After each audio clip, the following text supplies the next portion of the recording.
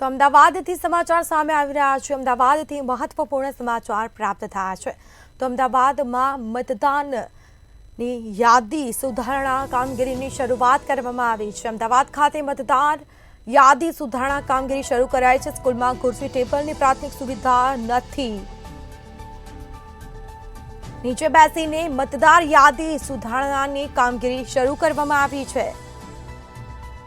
मतदारों पर नीचे बेसीने पोताना नाम शोधे छे।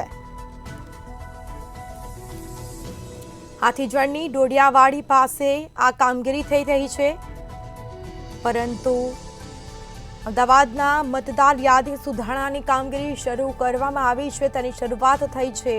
स्कूलमां खुरशी टेबलनी प्राथमिक सुविधा आपवामां आवी नथी। लोको नीचे बेसीने पोतानुं नाम તેમજ નીચે બેસીને મતદાર યાદી સુધારણાની કામગીરી કરી રહ્યા છે।